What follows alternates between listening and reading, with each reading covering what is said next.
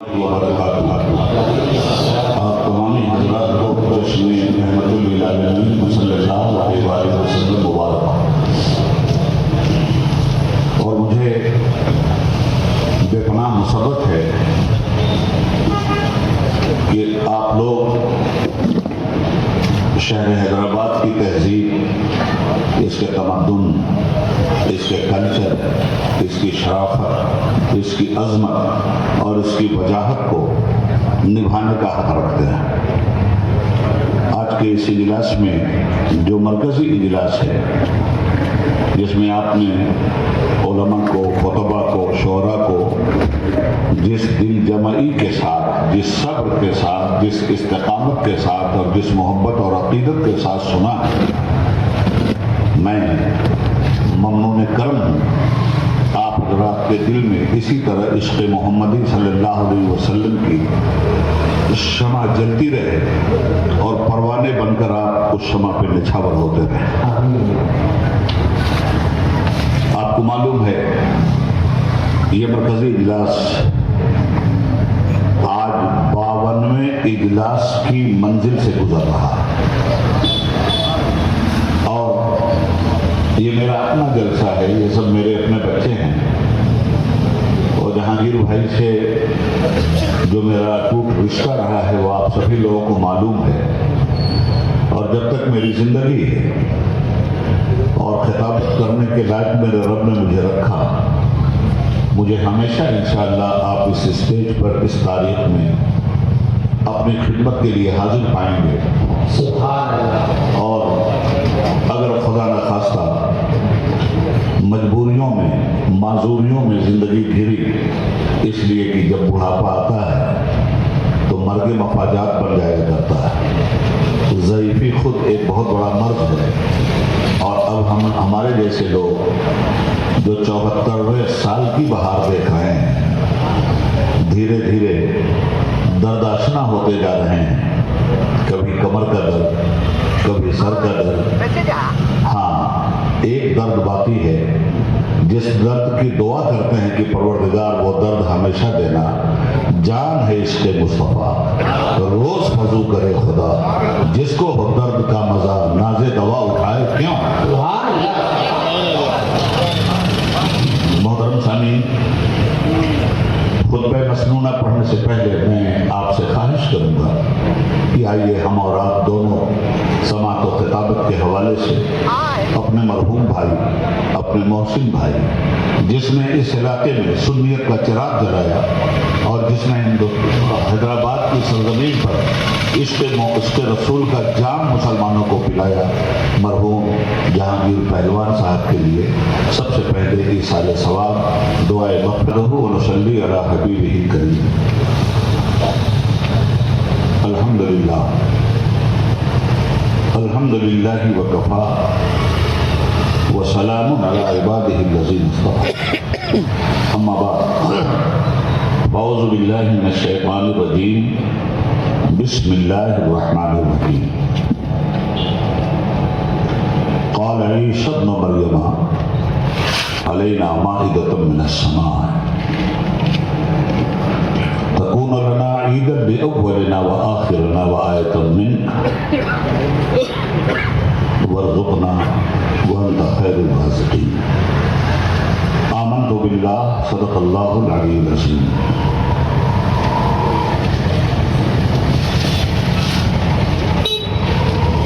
صدر اجلاس اسلامیہ،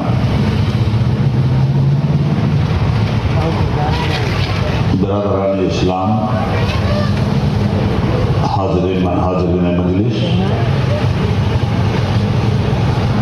پردہ نشین ہماری دینی اور اسلامی بہنیں،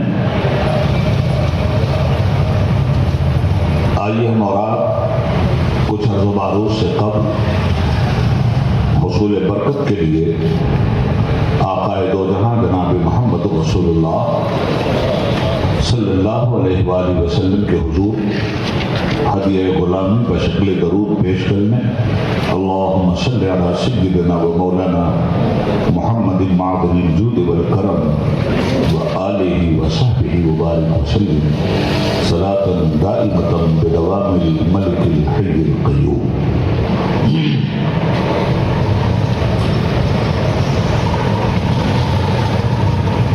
حمد و ثنا ہو تیری کون و مکان والے، اے رب ہر دو عالم دونوں جہان والے.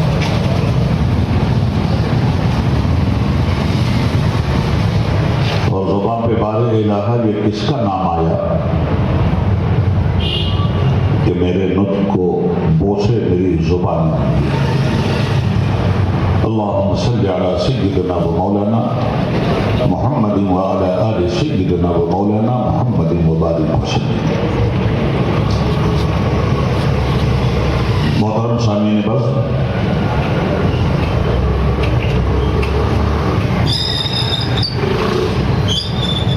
آج میری تقریر کا عنوان ہوگا میلاد النبی صلی اللہ علیہ وسلم کا جشن قرآن و سنت کی روشنی.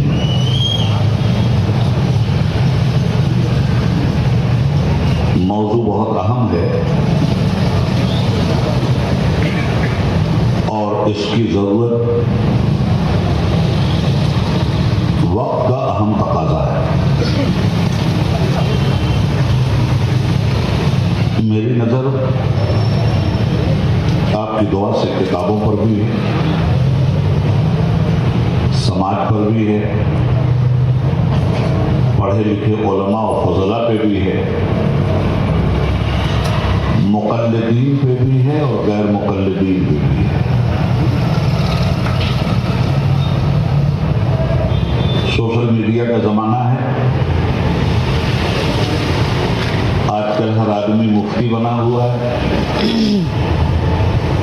نہ علماء سے پوچھنے کی ضرورت،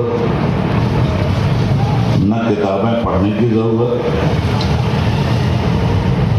جو کچھ بھی صحیح یا غلط سوشل میڈیا پہ آ گیا اسے فارورڈ کر رہے ہیں لوگ.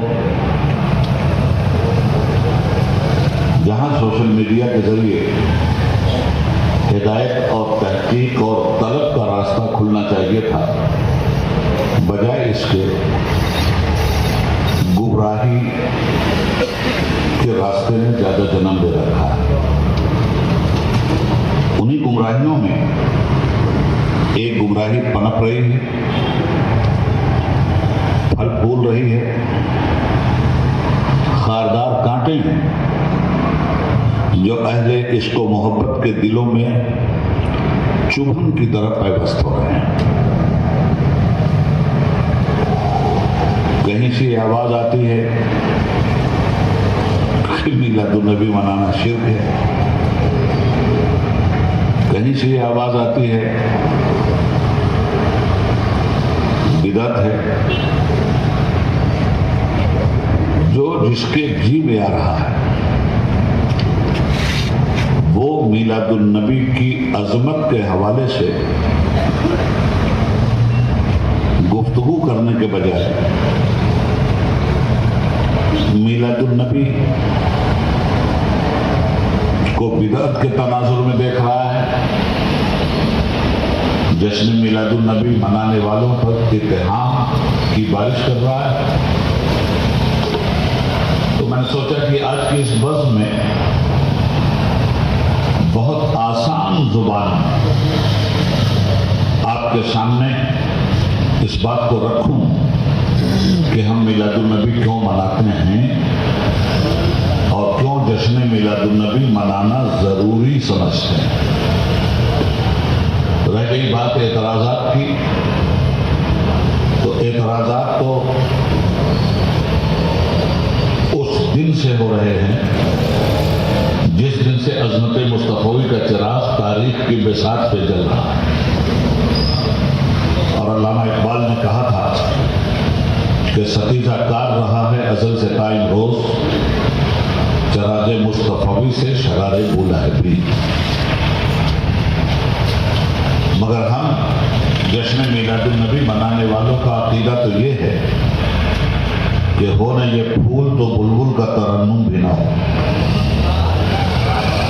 ہو نہ یہ پھول تو بلبل کا ترنم بھی نہ ہو، چمن دہر میں کلیوں کا تبسم بھی نہ ہو، یہ نہ ساقی ہو تو پھر میں بھی نہ ہو، خم بھی نہ ہو، عجیب بزم توحید بھی دنیا میں نہ ہو، تم بھی نہ ہو۔ سبحان اللہ سبحان اللہ۔ خیمہ افلاک کا استادہ اسی نام سے ہے، نبض ہستی تپش آمادہ اسی نام سے ہے، قوت عشق سے ہر پست کو پالا کر دے، دہر میں عشق محمد سے اجالا کر دے، کی محمد سے وفا تو نے تو ہم تیرے ہیں، یہ جہاں چیز ہے کیا لوح و قلم ہے۔ سبحان اللہ سبحان اللہ۔ سب سے پہلے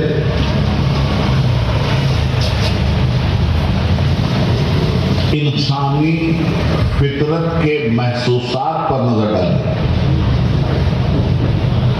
جو چیزیں انسان کے نیچر میں وہ کام کرنا چاہے تو بھی کرنا پڑے گا، نہ کرنا چاہے تو بھی کرنا پڑے گا۔ مثال کے طور پر غم انسان کے نیچر میں ہے، اور غم کا اظہار آنسوؤں سے وہ کرتا ہے، رونا چاہے تو بھی رونا پڑتا ہے، نہ رونا چاہے تو بھی رونا پڑتا ہے۔ اسی طرح خوشی کا اظہار مسرت سے ہوتا ہے، مسکراہٹ سے ہوتا ہے، کھلکھلانے سے ہوتا ہے، لہرانے سے ہوتا ہے، اترانے سے ہوتا ہے، قہقہا لگانے سے ہوتا ہے، محبتوں کی بساط بچھانے سے ہوتا ہے۔ آدمی خوشی منانا چاہے تو بھی منانا پڑے گا، نہ منانا چاہے تو بھی منانا پڑے گا۔ ایسے اوقات آتے ہیں آدمی کی زندگی میں کہ غم نہیں منانا چاہتا مگر منانا پڑتا ہے، خوشی نہیں منانا چاہتا مگر فطرت میں خوشی ہے، منانا ہی پڑے گا۔ فطرت کے تقاضے کبھی غم کی صورت میں سامنے آتے ہیں اور کبھی خوشی کی صورت میں سامنے آتے ہیں۔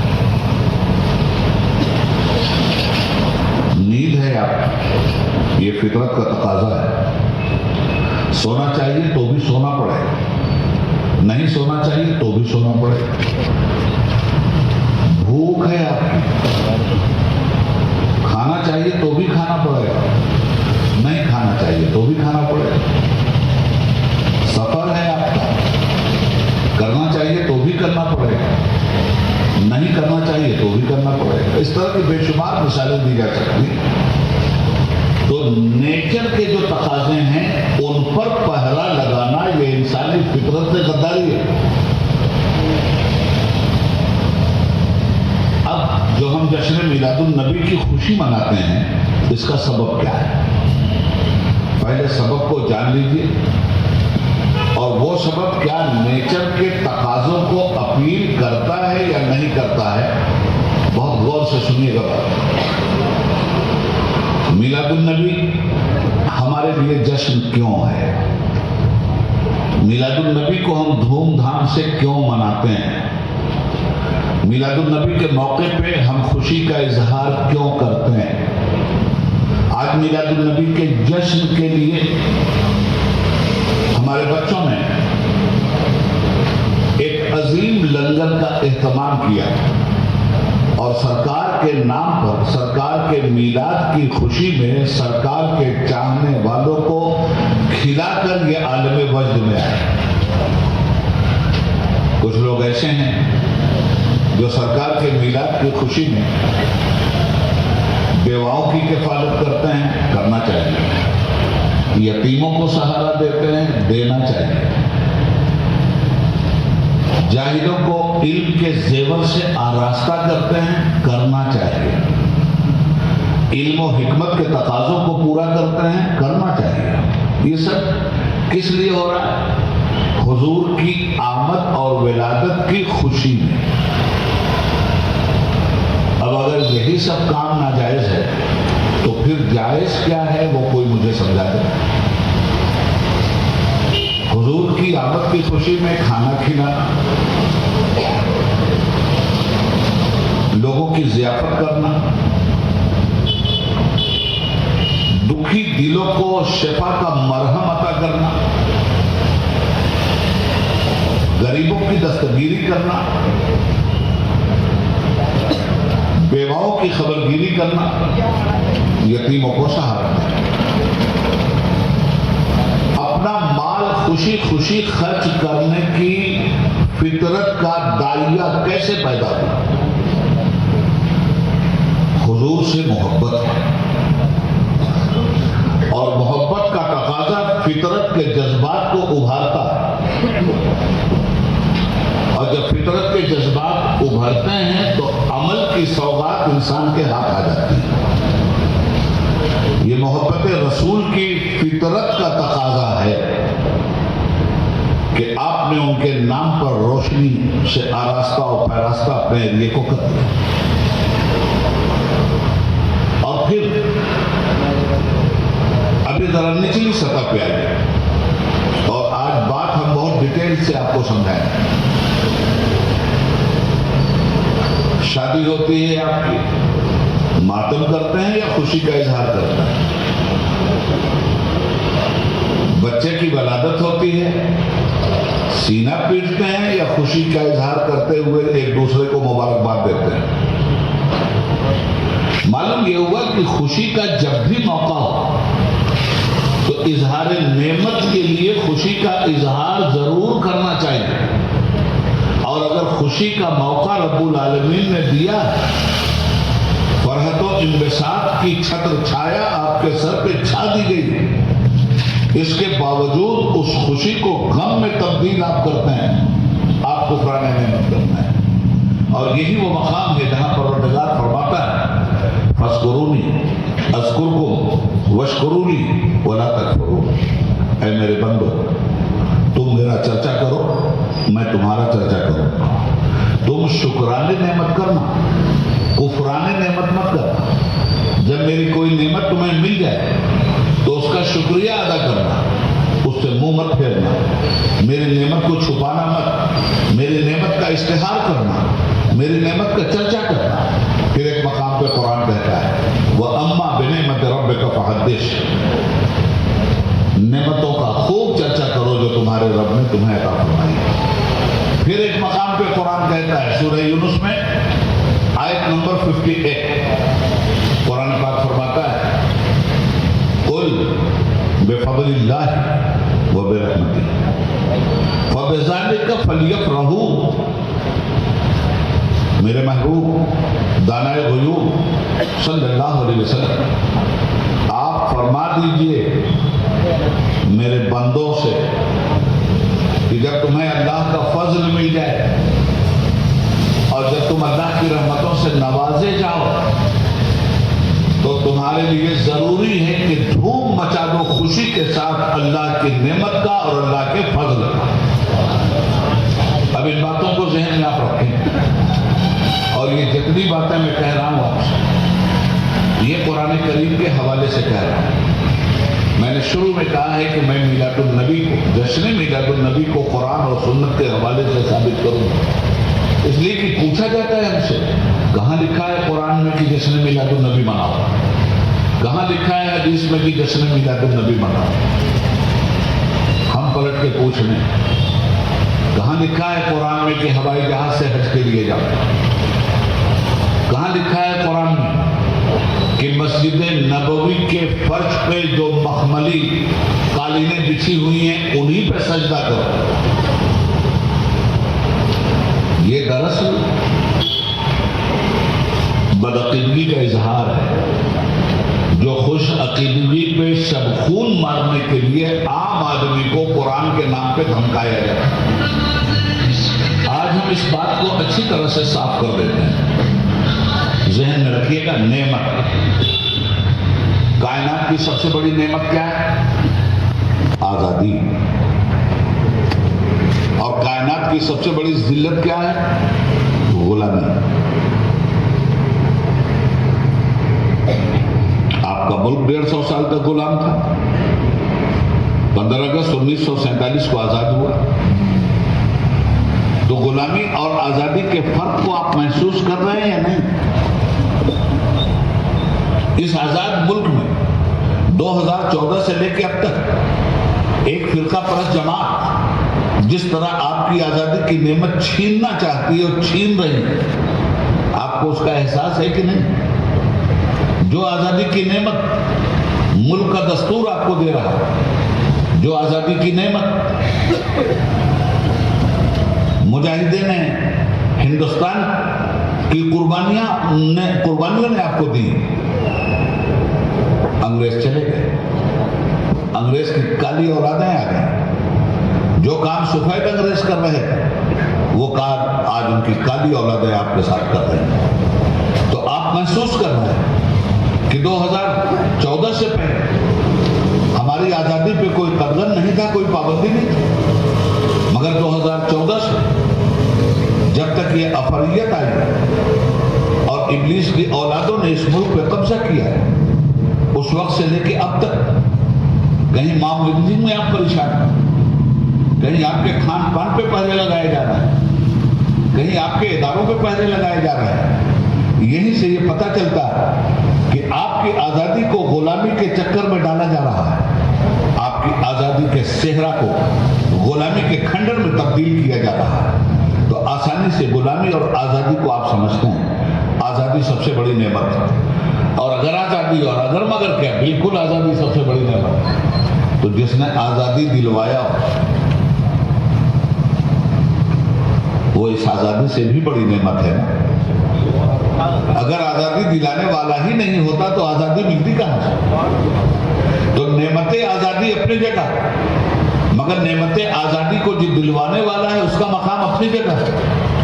اسی لیے امام عشق و محبت اعلیٰ حضرت فاضل بریلوی علیہ رحمت نے آقائے نعمت کے لیے کہا تھا، وہ جو نہ تھے تو کچھ نہ تھا، وہ جو نہ ہو تو کچھ نہ ہو، جان ہے وہ جہان کی، جان ہے تو جہان۔ حضرت گرامی، یہ نعمتیں اللہ کہتا ہے جب ہمارا فضل مل جائے تم کو، ہماری رحمت مل جائے تم کو، فَبِذَلِكَ فَلْيَفْرَحُوا، تو خوب خوب خوشیاں منایا کرو۔ یہ قرآن ہے۔ اب میں آپ سے ایک بات کہنا چاہوں گا کہ میلاد النبی سے بھی بڑی کوئی نعمت مسلمان کے لیے ہے کیا؟ نماز نعمت، حج نعمت، روزہ نعمت، زکوٰۃ کی ادائیگی سے اپنے مال کو پاک کرنا نعمت، خانہ کعبہ نعمت، صفا اور مروہ نعمت، مقام ابراہیم نعمت، مزدلفہ نعمت، عرفات نعمت، منی نعمت، یہ سب نعمت ہیں، اور قرآن نعمت، یہ ساری نعمتیں اپنی جگہ، مگر وہ ایک نعمت جو سیدہ آمنہ صلوات اللہ علیہا کی گود میں 12 ربیع الاول کو مسکرا رہی تھی، اگر وہ نعمت نہ ہوتی تو قرآن جیسی نعمت اس امت کو ملتی؟ حج، زکوٰۃ، روزہ، نماز، عمرہ، کعبہ، مزدلفہ، منی، عرفات جیسی نعمت اس قوم کو ملتی؟ یہ نعمتیں کس کے صدقے میں ملی؟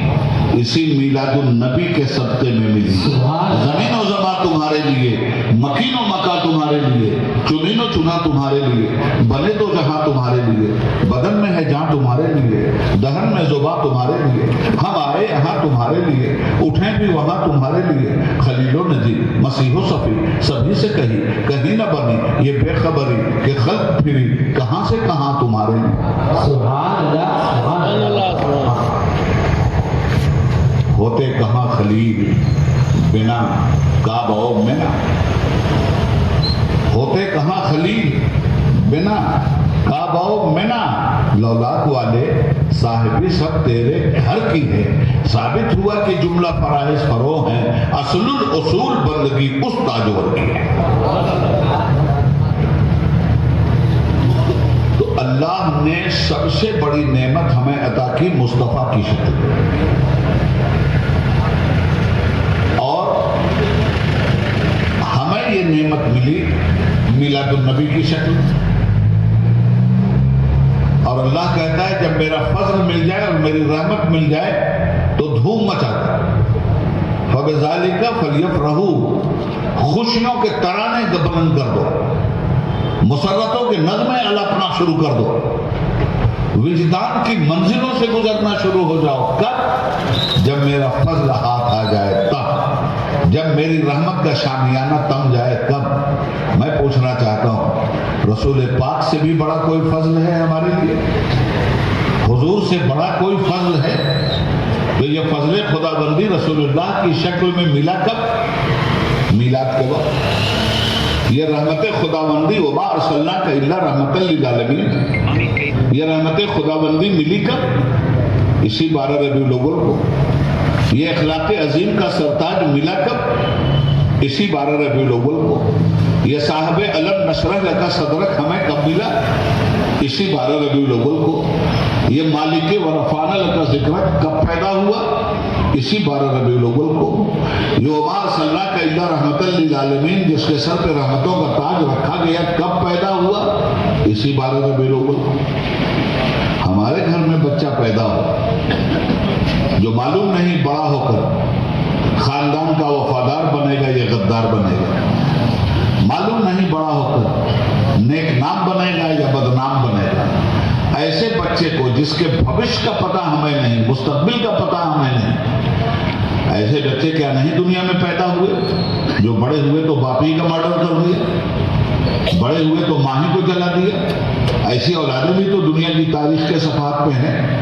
مگر ماں کی فطرت یہ ہے کہ بچہ پیدا ہوا تو اس کا جشن منائے.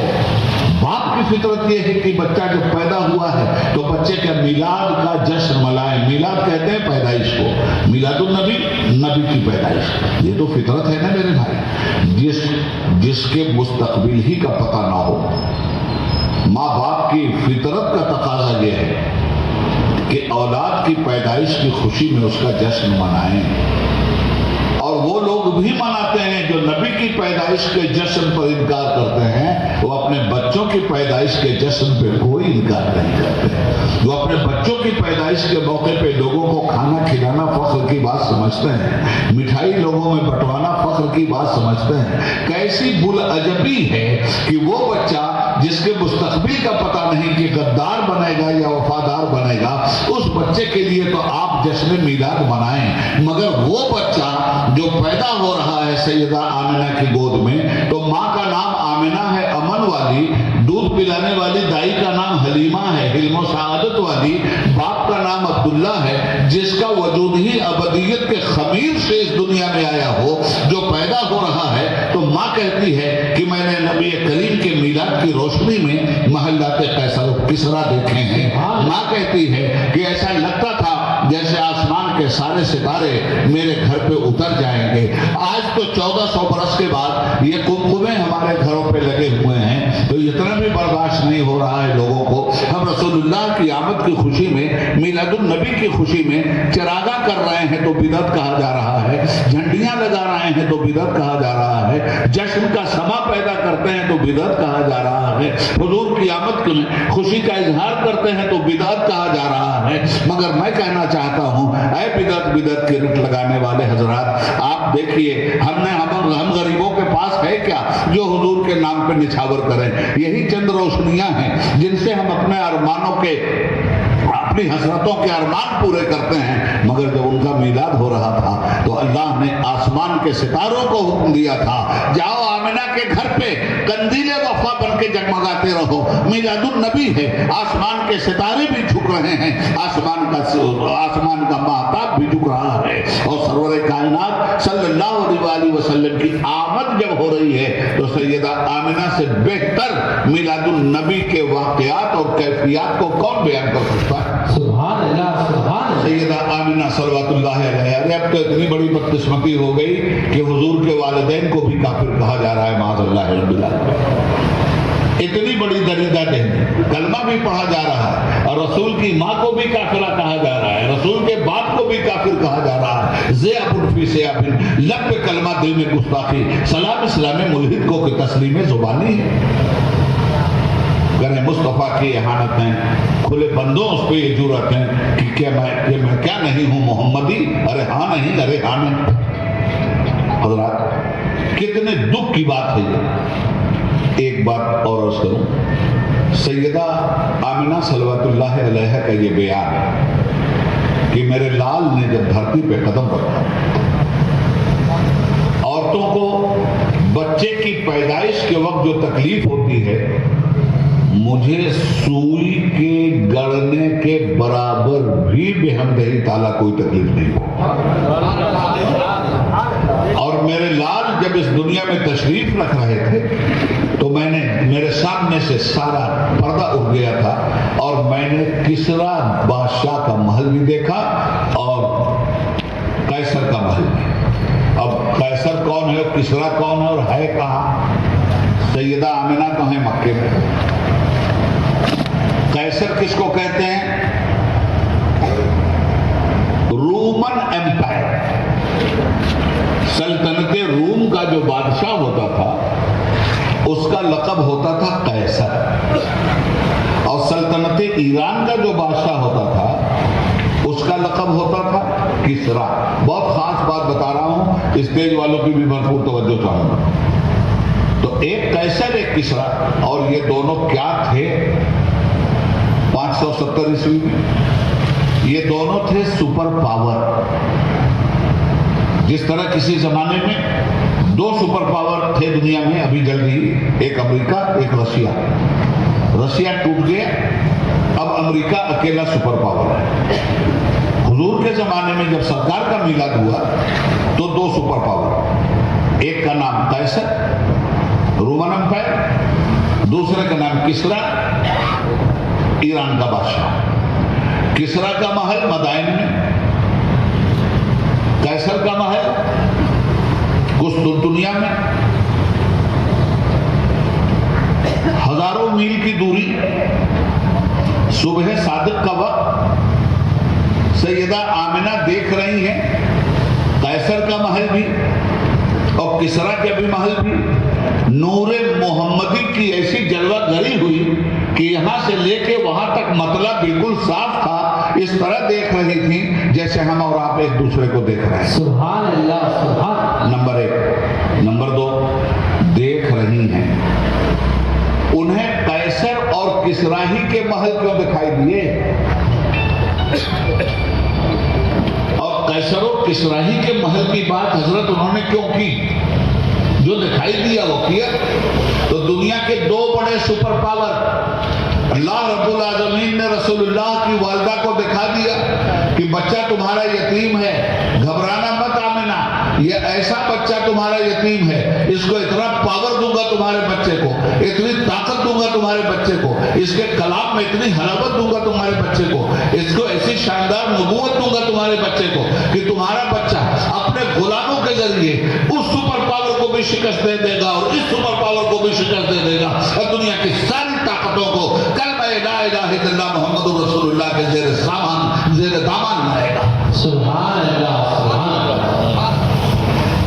پھر یہاں تو دیکھا تھا سیدہ آمنہ، اعلان نبوت کے بعد سرکار جب مدینہ شریف تشریف لے گئے اور غزوہ احزاب کی یورش ہوئی، 10,000 کا لشکر لے کر ابو سفیان مدینہ منورہ پہ حملہ آور ہوا، 10,000 کا لشکر۔ اسی غزوہ خندق میں، اس کا نام ہی خندق ہے، خندق کھودی گئی کہ یہ 10,000 کا لشکر تو مدینے پہ چڑھائی کر دے گا اور مدینے کو تتر بتر کر کے رکھ دے گا۔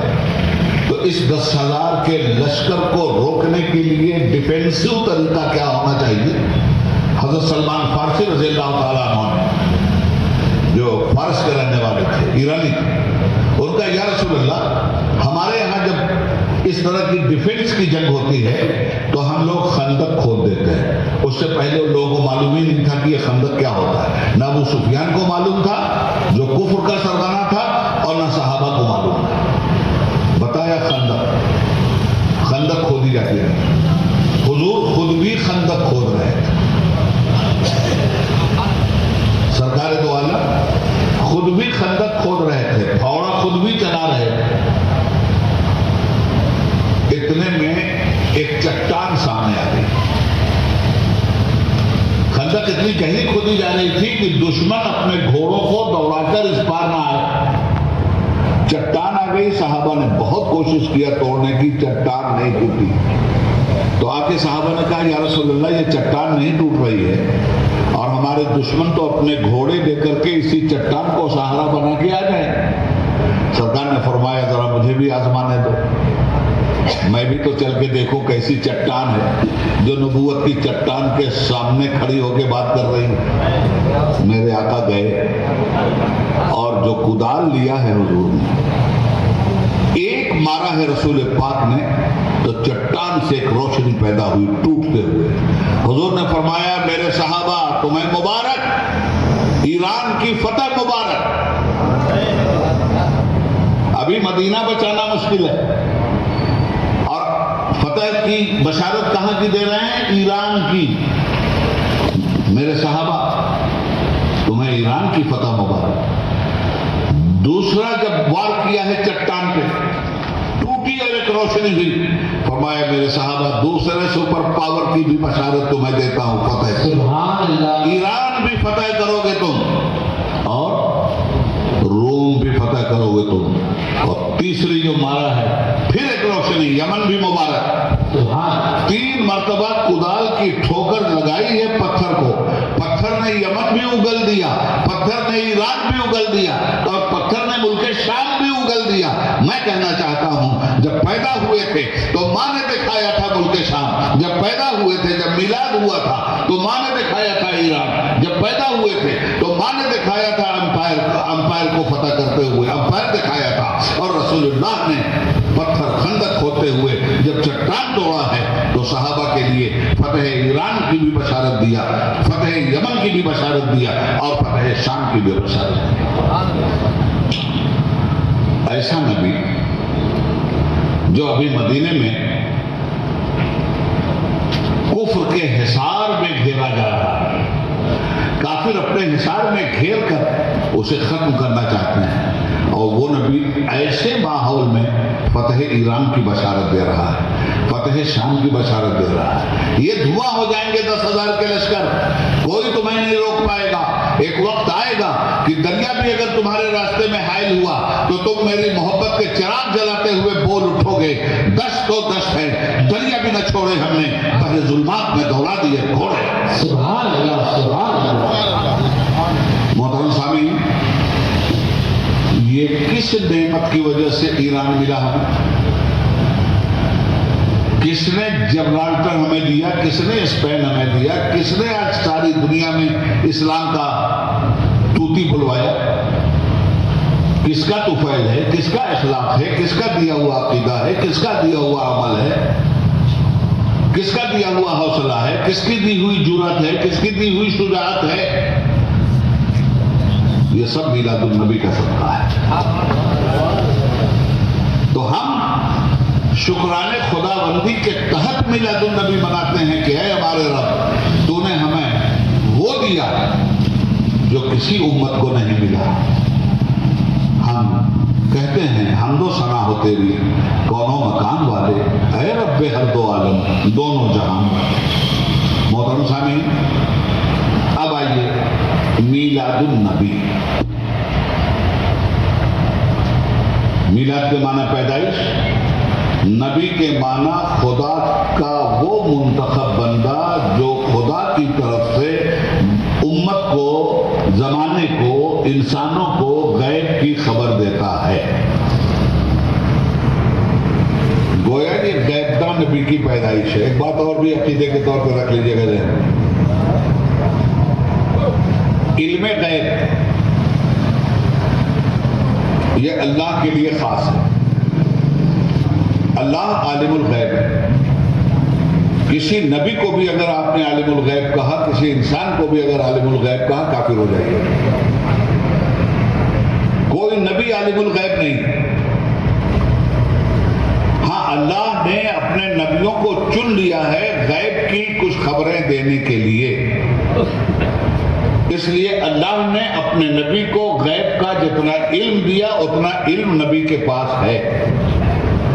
تو ہم ابھی نبی کا علم غیب اس طرح مانتے ہیں کہ نبی کے پاس جو علم ہے وہ ذاتی نہیں ہے، اللہ کا عطا کیا ہوا ہے.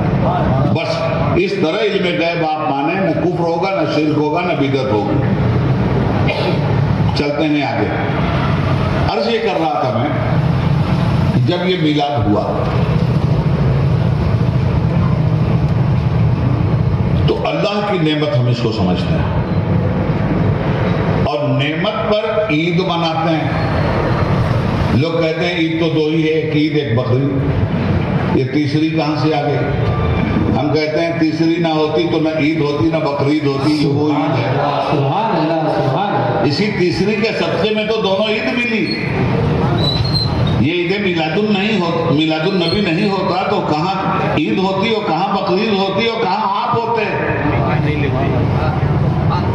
کچھ تو شرم کر لیجئے. پھر جب عید مل جائے تو خوشی منائی جائے گی، اللہ کے احسان کا سجدہ شکر کیا جائے گا. اب آئیے سورہ مائدہ پڑھیے 6 پارے، جس کی ایک آیت کو میں نے سرنامہ سخن بنایا ہے.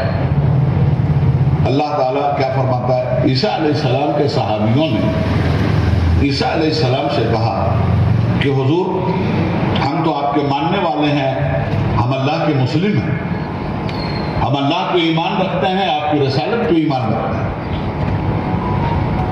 حضور ہم چاہتے ہیں کہ آپ اللہ سے دعا کیجئے، اللہ تعالیٰ آسمان سے ہمارے کھانے کا دسترخوان اتارے. تو حضرت عیسیٰ علیہ السلام کہتے ہیں، قرآن کی زبان ہے کہ تم ڈرتے نہیں ہو اللہ سے؟ نہیں سرکار، ہم مکمل اللہ سے ڈرتے ہیں. ہم تو یہ بات اس لیے کہہ رہے ہیں کہ اللہ تعالیٰ آپ کی دعا سے اگر دسترخوان نعمت اتار دے ہمارے لیے تو ہمارے لیے بڑا خوشی کا وقت ہوگا. حضرت عیسیٰ علیہ السلام کے لیے قرآن کیا کہتا ہے؟ قال عیسیٰ ابن مریم اللہم ربنا انزل علینا مائدۃ من السماء. اے ہمارے رب آسمان سے خوان نعمت کو نازل کر دے میرے اصحاب کے لیے. تکون لنا عیدا لاولنا وآخرنا، تاکہ ہمارے لیے اول بھی یہ عید بنے اور آخر میں بھی یہ عید بنے. وآیۃ منک، اور تیری طرف سے یہ بھی کھلی ہوئی نشانی بن جائے. آیت پہ غور کیجیے گا. اے ہمارے رب، عیسیٰ علیہ السلام دعا کرتے ہیں آسمان سے ہمارے صحابیوں کے لیے نعمت کا کھانا اتار دو. تکون لنا عیدا لاولنا وآخرنا، تاکہ ہم اول اور آخر اس کھانے کی خوشی میں عید منائیں، اور یہ تیری نشانی ہوگی. ورزقنا، ہمیں رزق عطا فرما. وانت خیر الرازقین، تو ہی بہترین رزق دینے والا ہے. یہ قرآن کریم میں ہے نا. اب میں آپ سے کہنا چاہتا ہوں، قرآن ہی سے تو مسائل مستنبط ہوتے ہیں مولانا، قرآن ہی سے تو استنباط کیا جاتا ہے، قرآن ہی سے تو مسائل نکلتے ہیں، قرآن ہی سے تو مسائل مدون ہوتے ہیں. ذرا علمی بات ہے، سمجھ جائیے گا. تو قرآن کیا کہتا ہے؟ عیسیٰ علیہ السلام نے کھانا مانگا رب سے کہ میرے صحابیوں کو کھانا دے دے، اور یہ کھانا جب آئے گا تو یہ ہمارے لیے اول بھی عید ہوگا اور آخر پھر بھی عید ہوگا. لفظ عید کا استعمال کیا قرآن نے, یاد رکھیے. میرے بھائی اب میں کہنا چاہتا ہوں کہ آسمان سے کھانا ایک نبی کی دعا کے ذریعے اتر جائے تو نبی کی امت کے لیے وہ عید قرار پائے. بات پہنچ گئی آپ تک؟ بہت تیز ہیں آپ لوگ.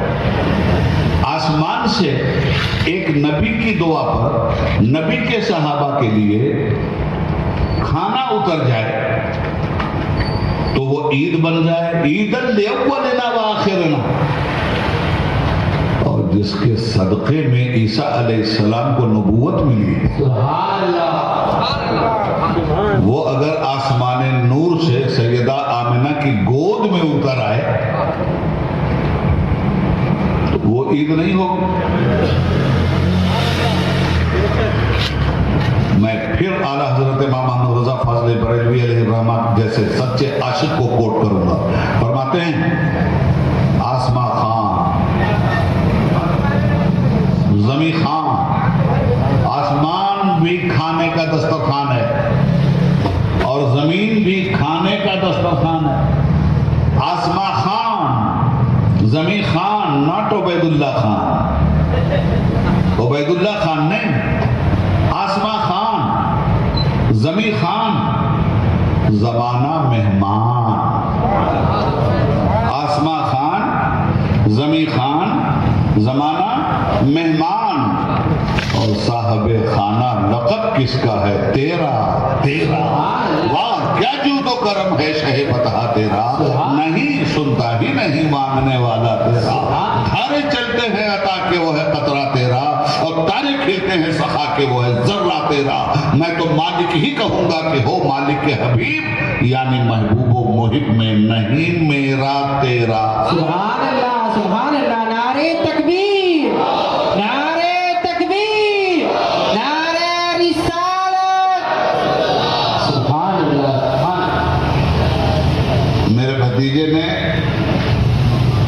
اقبال ابن جہانگیر بڑے درد کے ساتھ بچے نے کہا مجھ سے کہ چچا میلاد النبی پہ بہت زیادہ ٹیکہ ٹپنی ہو رہی ہے. میں نے کہا بیٹا میں کسی کو برا بھلا تو نہیں کہوں گا, البتہ میلاد النبی کی عظمت کیا ہے اسے ضرور بیان کروں. تو آج یہ تقریر برجستہ اپنے بچے کی فرمائش پہ کر رہا ہوں. حضرات گرامی, ذہن میں اس بات کو رکھیے گا, یہ خانہ نعمت اترا ہے تو اولا عیداً لأولنا وآخرنا. اب آپ اچھا حضور جب اترے ہیں, حضور جب آئے ہیں تو قرآن کیا کہتا ہے؟ بھئی لوگوں کا مطالبہ یہی ہے نا کہ قرآن سے ثابت کرو میلاد النبی, حدیث سے ثابت کرو میلاد النبی. تو لو بھائی آج وہ بھی پورا کر دیتا ہوں. سرکار جب آئے تو اللہ کیا کہتا ہے؟ اب چوتھا پارہ اٹھائیے. کیا ہے چوتھے پارے؟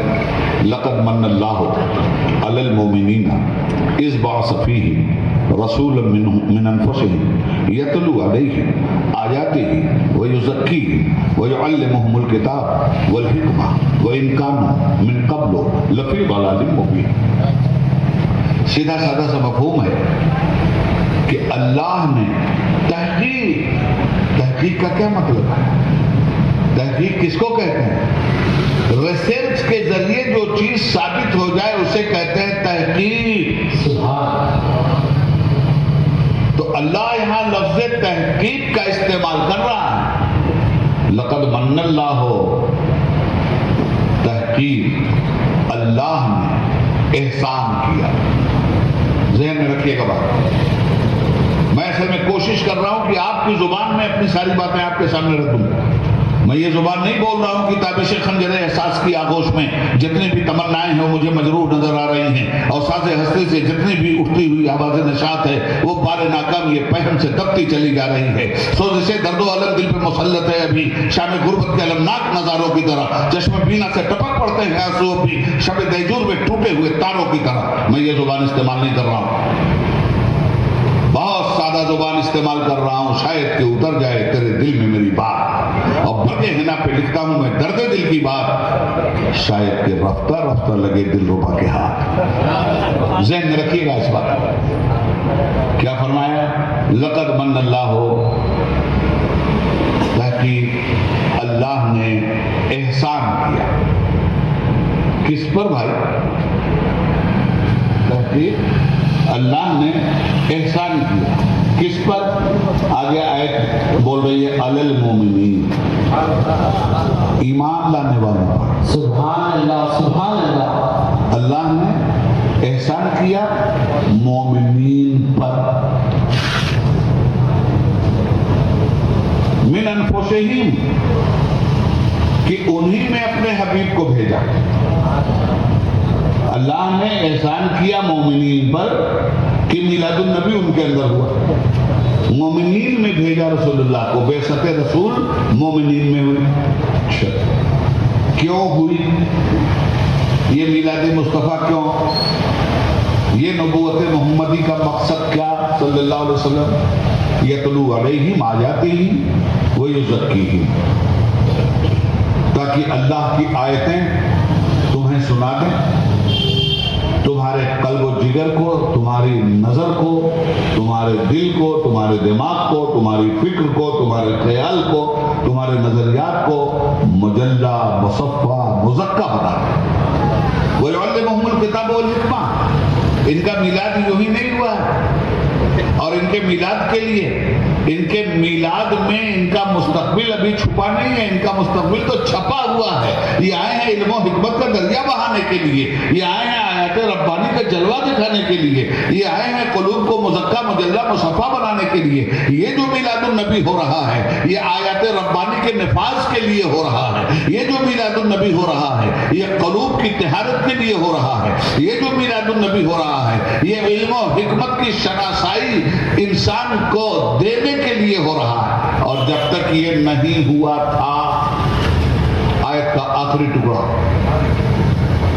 جب تک یہ نہیں آئے تھے تب تک تمہارا اے اہل دنیا کیا حال تھا؟ وَإِن كَانُوا مِن قَبْلُ لَفِي ضَلَالٍ مُبِينٍ، میلاد مصطفیٰ سے پہلے تو تم کھلی ہوئی گمراہی میں تھے۔ بیٹیوں کو ذبح کرنا تمہارا کام تھا، شراب پینا تمہارا کام تھا، حرام کھانا تمہارا کام تھا، سودی کاروبار تمہارا کام تھا، بیٹیوں کو قتل کرنا تمہارا کام تھا، قبیلوں کو لوٹ لینا تمہارا کام تھا، ڈکیتی چوری تمہارا کام تھا، عورتوں کی عزتوں کو نیلام کرنا تمہارا کام تھا، جانور سے بدتر زندگی گزارنا تمہارا کام تھا۔ وَإِن كَانُوا مِن قَبْلُ لَفِي ضَلَالٍ مُبِينٍ، بے شک میلاد مصطفیٰ سے پہلے تم کھلی ہوئی گمراہی میں تھے۔ دوستو، ایک ہوتی ہے چھپی ہوئی گمراہی اور ایک ہوتی ہے چھپی ہوئی گمراہی۔ میلاد مصطفیٰ سے پہلے انسانیت چھپی ہوئی گمراہی میں نہیں تھی، چھپی ہوئی گمراہی میں تھی۔ قبیلے قبیلے کا بت جدا تھا، کسی کا حبل تھا، کسی کا صفا تھا، مگر واہ نبی، جب آپ کا میلاد ہوا تو زمانہ بدل گیا، انقلاب نے کروٹ لے لی، اور کل تو یہ تھا کہ قبیلے قبیلے کا بت جدا تھا، کسی کا حبل تھا، کسی کا صفا تھا، مگر آج کیا کر دیا میرے آقا؟ تمہارے انقلاب نبوت نے کیا کر دیا؟ میلاد النبی نے کیا انقلاب برپا کیا؟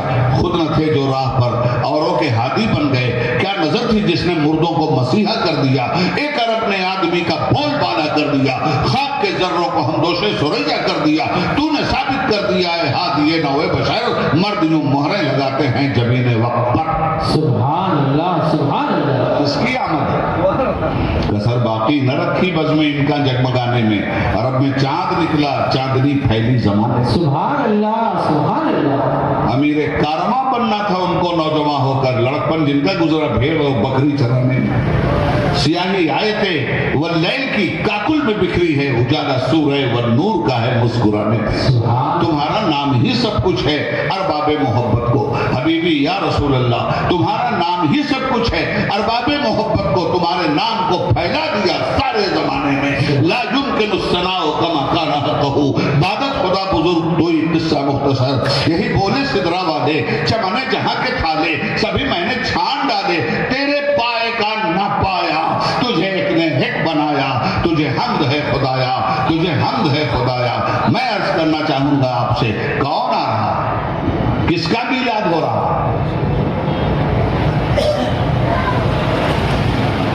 جس کو اتنی عظمتوں سے نواز کر میرے رب نے بھیجا ہو.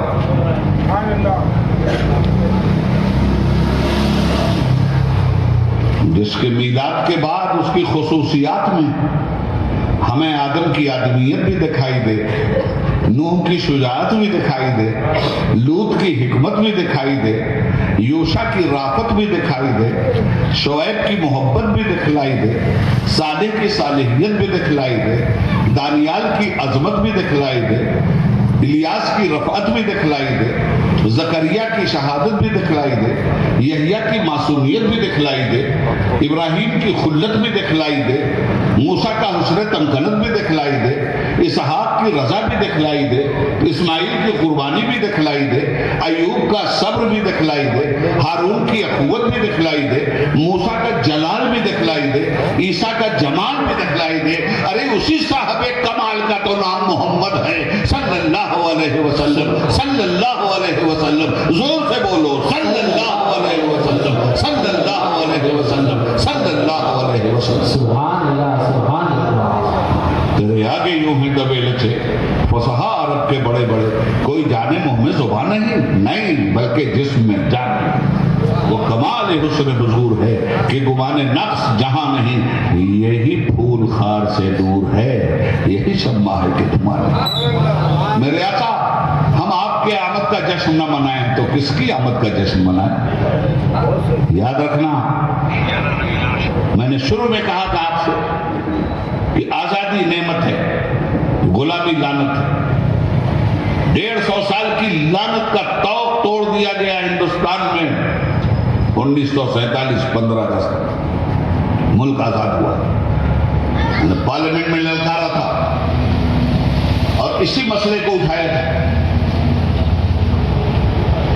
کہ 15 اگست صرف ہندوستان کی آزادی کا دن ہے، میلاد النبی انسان کی آزادی کا دن ہے. سبحان اللہ سبحان 15 اللہ. اگست کو صرف ہندوستان آزاد ہوا تھا. میلاد النبی پر کفر سے انسان آزاد ہوا تھا، شرک سے انسان آزاد ہوا تھا، بدعت و خرافات سے انسان آزاد ہوا تھا، بیٹیوں کو قتل کرنے سے انسان آزاد ہوا تھا، بیویوں کی عزتیں لوٹنے سے انسان آزاد ہوا تھا، ایک شیطان کی غلامی سے انسان آزاد ہوا تھا، دریاؤں کو سجدہ کرنے سے انسان آزاد ہوا تھا، پتھروں کے سامنے جھکنے سے انسان آزاد ہوا تھا. ارے کیسی آزادی میرے مصطفیٰ نے دیا. ایک دیکھنے والے کا کہا مان لیا ہے، بن دیکھے تجھے ہم نے خدا مان لیا ہے. ہزاروں کے سامنے سر جھکانے والے لوگ، غلامی کی زنجیروں میں بتوں کے سامنے سجدہ ریز ہونے والوں کی توقع غلامی توڑ کر میرے مصطفیٰ نے ایک خدا کے سامنے کائنات کو جھکا دیا. سبحان اللہ سبحان اللہ. 15 اگست ہندوستان کی آزادی کا دن ہے، میلاد النبی انسان کی آزادی کا دن ہے. 15 اگست کو چھٹی اگر ہوتی ہے تو میلاد النبی جو انسان کی آزادی ہے اس کی بھی چھٹی ہونی چاہیے.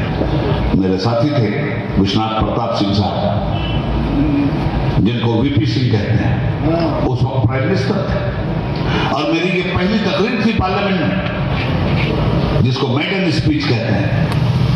میں نے ان سے وعدہ لے لیا کہ 15 اگست آپ کی زندگی میں آ رہا ہے، لال قلعے سے آپ قوم کو ایڈریس کریں گے. اسی 15 اگست کو آپ اعلان کیجئے کہ ہندوستان کی آزادی کا دن 15 اگست ہے، انسان کی آزادی کا دن 12 ربیع الاول ہے، اور میں میلاد مصطفیٰ کی چھٹی کا سینٹرل اعلان کرتا ہوں. الحمدللہ رب العالمین. یہ کام پارلیمنٹ میں جانے کے بعد سب سے پہلے میں نے کیا، اور میرے رب نے میری لاج رکھی اور اسے قبول عام حاصل ہوا. سبحان اللہ سبحان اللہ.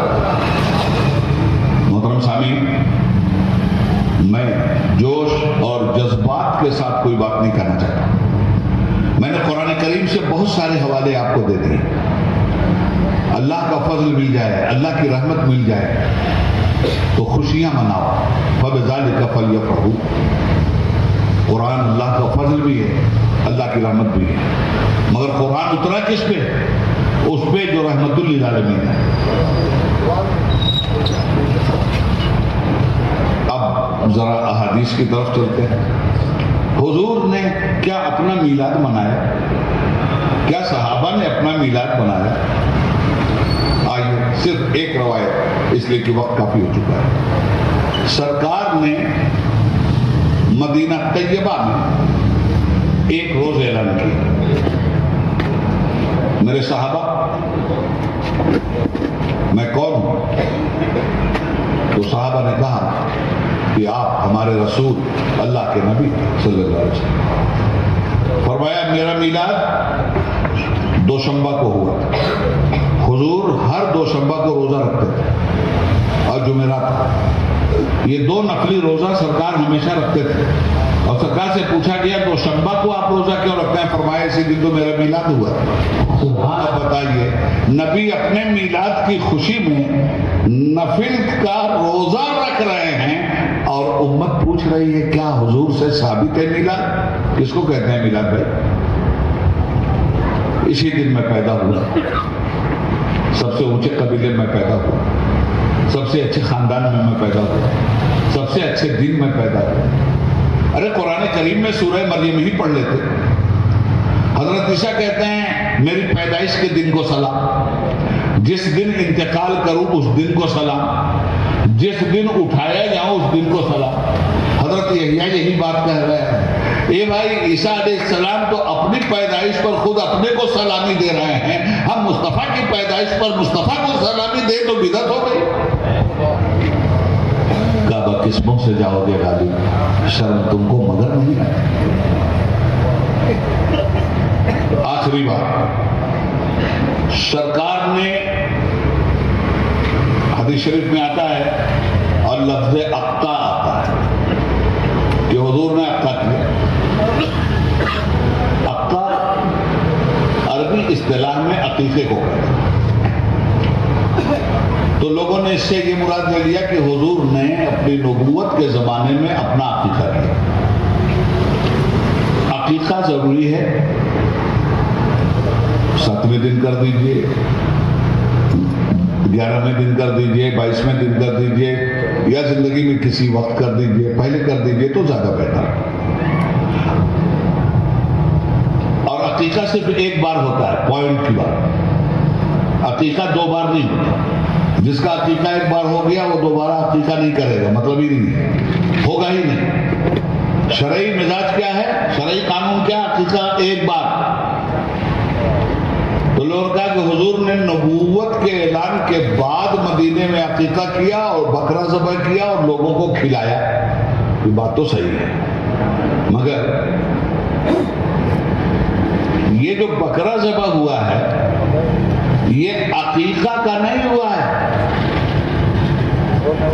اس لیے کہ ہمیں پڑھیے پوری سیرت کی کتابیں، حدیث کی کتابیں پڑھیے اور آنکھ کھول کے پڑھیے اور دل کا دروازہ کھول کر کے پڑھیے۔ رسول پاک صلی اللہ علیہ وسلم کا جب میلاد ہوا اس کے 7ویں دن آپ کے دادا حضرت عبد المطلب نے رسول پاک کا عقیقہ بھی کیا اور رسول پاک کا نام رکھا محمد، جو آسمانی نام تھا۔ سبحان اللہ۔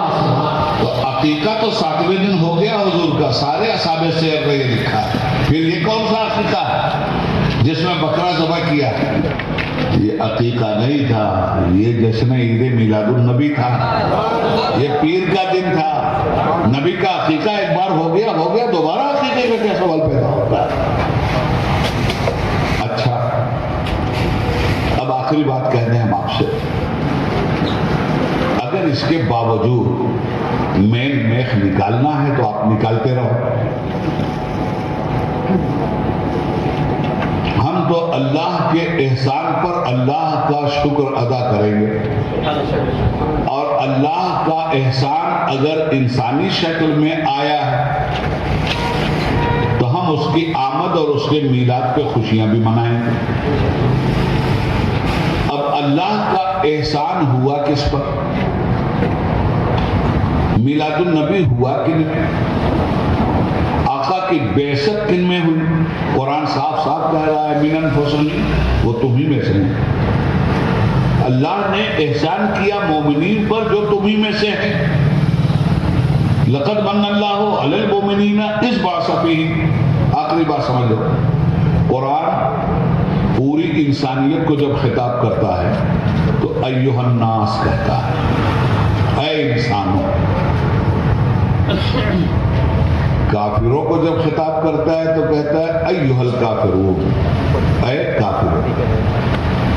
منافقوں کو جب خطاب کرتا ہے تو کہتا ہے ایھا المنافقون، اے منافقون۔ اور مومنین کو خطاب کرتا ہے تو کہتا ہے ایھا المومنون، اے مومنوں. بات سمجھ میں آ گئی؟ اب آئیے لقد من اللہ علی المومنین اذ بعث فیہم ہے یا لقد من اللہ علی الکافرین اذ بعث فیہم ہے یا لقد من اللہ علی المنافقین اذ بعث فیہم ہے؟ اللہ نے احسان کیا منافقین پر کہ ان میں حضور کو بھیجا ہے یہ؟ بالکل نہیں. اللہ نے احسان کیا کافروں پر کہ بھیجا انہی میں جو انہی میں سے ہے. کہا قرآن نے؟ نہیں. قرآن کیا کہتا ہے؟ لقد من اللہ علی المومنین اذ بعث فیہم. اللہ کا احسان مومنین پر ہے کہ ان میں مصطفیٰ کو بھیجا. معلوم یہ ہوا کہ میلاد النبی کا تعلق مومن سے ہے اور مومن کا تعلق میلاد النبی سے ہے. بھائی صاحب آپ کو تو ایڈریس ہی نہیں کیا گیا تھا، کہاں بدعت کے چکر میں پڑے ہیں؟ سبحان اللہ سبحان اللہ. نعرہ تکبیر، نعرہ رسالت، جشن. آج مدد مان ان سے، کل نہ مانیں گے قیامت میں. اگر مان گیا انہیں جانا انہیں مانا، نہ رکھا غیر سے کام. للہ الحمد میں دنیا سے مسلمان گیا.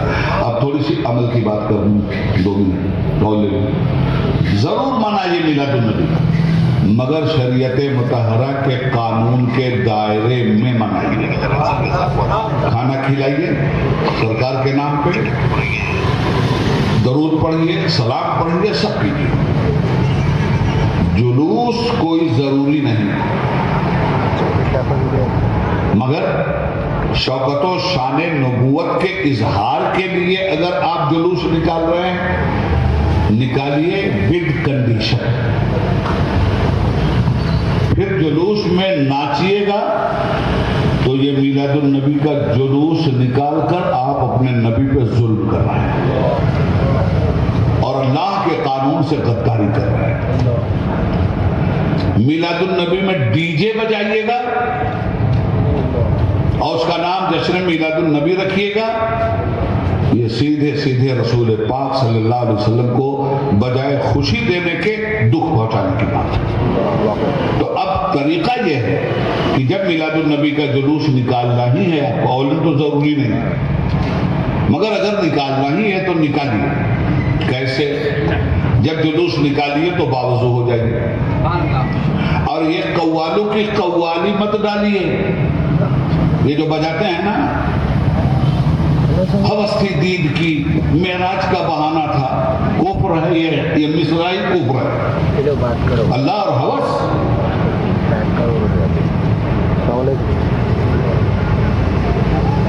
اللہ بھی صدمہ ہجر خدا کو بھی گوارا نہ ہوا اور مسلمان ٹھمک ٹھمک کرتا ہے. اللہ اور صدمہ ہجر حرام ہے اس طرح کی قوالی. صاف صاف سنو، قوالی کے وہی اشعار قابل قبول ہیں جو نہ عقیدہ توحید سے ٹکرائیں نہ عقیدہ رسالت سے ٹکرائیں. اور اگر کوئی شعر کسی قوال کا، چاہے وہ کتنا ہی بڑا قوال کہہ رہا ہو، اگر شریعت مطہرہ کے مزاج سے ٹکرا رہا ہے، ٹھوکر پہ مارو اس کو. ایسی بےہودگی ہو رہی ہے قوالیوں میں، اس لیے احتیاط. آپ کوئی قوالی مت بجائیے. آپ باوضو آئیے، علماء ساتھ میں، یا نبی سلام علیہ، درود پاک، مصطفیٰ جان رحمت پہ لاکھوں سلام، درود پاک، یہ پڑھتے ہوئے چلیے. اور سنیے، اللہ کے ہاں نہیں پوچھا جائے گا کہ تم نے میلاد النبی پہ جلوس نکالا تھا کہ نہیں، مگر اللہ کے ہاں یہ ضرور پوچھا جائے گا کہ تم نے نماز ادا کیا تھا کہ نہیں. یہی جلوس چلتا ہے اور نمازیں غارت کی جاتی ہیں. یہ جلوس لے چلیے بے شک، مگر جہاں نماز کا وقت ہو گیا جلوس کو روک دیجیے، نماز ادا کیجیے، اس کے بعد لے جائیے. اور اس جلوس میں بھی میں آپ کو کام کی بات بتاتا ہوں. یہ تلنگانہ میں ہے تو تلگو زبان میں سیرت النبی صلی اللہ علیہ وسلم کے چھوٹے چھوٹے پمفلیٹ بنائیے حضور کے اخلاق پہ. حضور کا اخلاق کیا تھا؟ حضور کی رحمت کیسی تھی، حضور غیر مسلموں کے ساتھ کیسا برتاؤ کرتے تھے، حضور کیسے دیالو تھے، حضور کس طرح سے لوگوں کو بھلائی کی راہ پہ بلاتے تھے، یہ پرچے بنائیے. اور جو غیر مسلم بھائی ادھر ادھر کھڑے ہو کے دیکھ رہے ہیں آپ کا تماشا، ان کے ہاتھ میں دیتے جائیے تاکہ جلوس مصطفیٰ بھی چلتا رہے اور ساتھ ہی ساتھ میلاد النبی کے ذریعے اخلاق مصطفیٰ کو دنیا کے سامنے عام بھی کیا جائے. بیٹیاں ذبح کی جاتی تھی حضرات، آئے ہائے جس دن میرے آقا پیدا ہوئے بیٹیوں کو بھی امان مل گئی. روز ذبح ہوتی تھی بیٹی، مگر جس دن میلاد مصطفیٰ ہوا ہے خدا کی قسم بیٹی کو لوگ ذبح کیا کرتے ہیں. اللہ نے میلاد مصطفیٰ جس دن ہوا ہے پورے عرب میں جتنے بچے پیدا ہوئے ہیں اللہ نے رسول کے میلاد کے صدقے میں سب بچے مرد ہی مرد پیدا کیے، ایک بھی لڑکی نہیں پیدا ہوئی، ایک تمام کے تمام لڑکے پیدا ہوئے ہیں. یہ ہے میرے مصطفیٰ کی وہ دین، وہ رحمت للعالمین ہے کہ اللہ پیدا بھی ان کو کر رہا ہے، ان کا میلاد بھی فرما رہا ہے، تو لڑکیوں کی عزت و آبرو بچا رہا ہے. ورنہ یہ کہا جاتا ہے جس دن وہ پیدا ہوئے تھے اس دن بھی تو ذبح کی جا رہی تھی، مگر جس دن پیدا ہوئے ذبح سے نجات اور ملی. میں سمجھتا ہوں بہت ساری باتیں میں نے کر دی اور آپ نے سن لی الحمدللہ. اللہ رب العالمین سے دعا ہے کہ پروردگار عالم ہمیں صحیح طریقے سے جشن عید میلاد النبی صلی اللہ علیہ وسلم منانے کی توفیق عطا فرمائے. اور اخیر میں اللہ سے دعا کرتا ہوں یا اللہ میں نے جو کچھ بھی تیرے بندوں سے کہا ہے تیرے رسول کی محبت و عقیدت میں ڈوب کر کہا ہے، مولا اگر مجھ سے کسی طرح کی کوئی شرعی غلطی خامی ہوئی ہو تو تیرے ان بندوں کو گواہ بنا کر میں اپنے ہر گناہ سے توبہ کرتا ہوں. اپنی تقریر میں غلط جملے اگر نکلے ہیں تو ان سے توبہ کرتا ہوں. یا اللہ ڈھکے چھپے شرک سے توبہ کرتا ہوں، یا اللہ ڈھکے چھپے کفر سے توبہ کرتا ہوں، یا اللہ ڈھکے چھپے کفر سے دور رہیں، شرک سے دور رہیں، بدعت و خرافات سے دور رہیں اور سنت نبوی کے دائرے میں اپنی زندگی کو گزاریں. ربنا تقبل منا انک انت السمیع العلیم وتب علینا یا مولانا انک انت التواب الرحیم بحرمت النبی الکریم علیہ الصلاۃ والتسلیم برحمتک یا ارحم الراحمین.